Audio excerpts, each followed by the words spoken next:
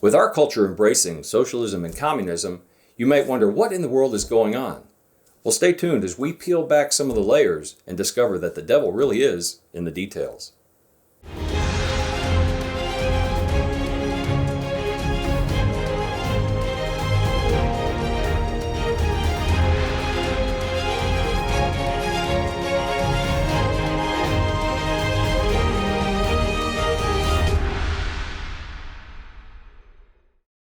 Hi, I'm Tim Moore of Lamb Lion Ministries. You know, in recent days, David Reagan presented a message about socialism and its growing prominence here in the United States.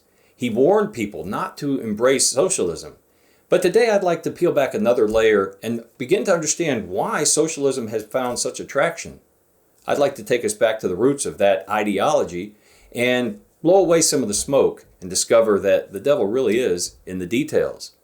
You know, American students, whether at the public school level or at university, are being propagated with ideologies that reject the Judeo-Christian values most of us share.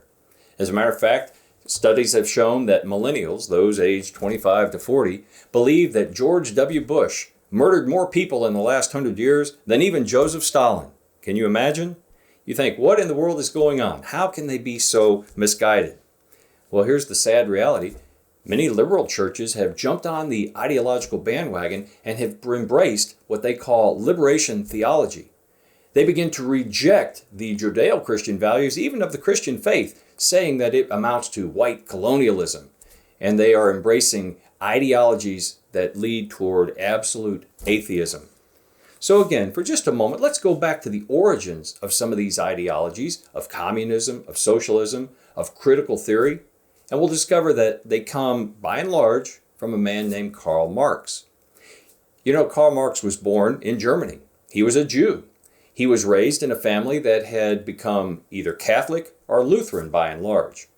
But at an early age, Karl began to disregard some of the beliefs of his parents and grandparents. And then when he entered a public university, he met a theology professor that was a strong atheist. Yes, a theology professor who was an atheist. And Karl Marx gravitated to this man. As a matter of fact, they launched a newspaper for students and others advocating atheism and rejecting specifically Christianity. As a matter of fact, even in Trieste, Germany, one of the places where the church first found a foothold in the whole nation of Germany, they mocked Christians even on their holy days and did things to gain attention advocating for atheism. Well, in time, Karl Marx developed not just a hatred for the church and for Christianity, but a fascination with the cult. As a matter of fact, he was drawn to satanic imagery and thoughts, and he became fixated on hell and the devil himself. Marx's friends actually feared that he had become possessed, and they said by his hatred of humanity in general, women in particular, and his absolute disdain of the church, he seemed to have a demon within him. This is documented in a great book by an author named Paul Kengor called The Devil and Karl Marx. I'd encourage you to take a look. But what Kengor documents is Marx embraced not just an ideology of atheism, but a hatred of all things specifically Christian. And Marx himself said that he seemed drawn toward dark and evil thoughts, as if someone inside him was convincing him to turn away from the true and living God. Well, we all know the rest of the story. Over the last 120 years, the Marxist ideology has caused more human suffering than any other ideology in the history of mankind. Why?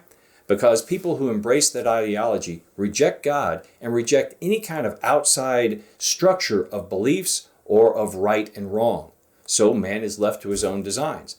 All of these people promote the emergence of a humanism that will lead to greater human prosperity, but inevitably it leads to greater death and destruction. We saw that in Russia under Joseph Stalin. We saw that in Cambodia under Pol Pot and the other communists of that nation, and every other communist or socialist nation. Even right now, we're witnessing it in Venezuela, one of the most prosperous nations of South America that has fallen into abject poverty and a loss of all liberties under socialism. And yet, young people in this country seem to want to embrace socialism as the wave of the future. Well, as Christians, I would urge all of us to contend earnestly. As a matter of fact, you can look back at what the Apostle Jude, or what Jude, wrote in chapter 1, verse 3, when he said, "Beloved, I was making every effort to write to you about our common salvation, but I felt the necessity to write to you appealing that you contend earnestly for the faith which was once for all handed down to the saints." We need to contend earnestly in our culture, in our churches, in our families. And indeed, if you have a young person who attends a public school, whether at the secondary level or at university, you need to make sure to contend earnestly for their faith, because they're going to be hearing from other voices that are telling them to reject your faith, to reject all the beliefs that have been handed down to them. And so I will close with a word that Jesus Christ shared to the church at Sardis. He wrote in Revelation, or I say John recorded in Revelation chapter 3, verse 3, the words of Jesus Christ when he said, "So remember what you have received and heard, and keep it and repent." In other words, don't cast aside the beliefs that God has handed down to us. Don't follow after the proponents of critical theory. I will tell you that Marx advocated criticizing everything, and not for the sake of building up the structures that we have. When he said criticize, he meant tear down all the structures. Specifically, he wanted to tear down the socioeconomic structures, the family, and the church, meaning Christianity in particular. So today, those proponents of critical theory, whether it is in politics, in theology, or in race relations, they want to tear down all the structures of Judeo-Christian values so that they can rebuild an ideology based on total atheism. Well, as Jesus said again to Sardis in chapter 3, verse 2 of Revelation, wake up. It's time for us to wake up and recognize the threat multiplying around us and to contend earnestly. I'll be praying for you, and I'll be praying for your children and grandchildren. I wish you all Godspeed.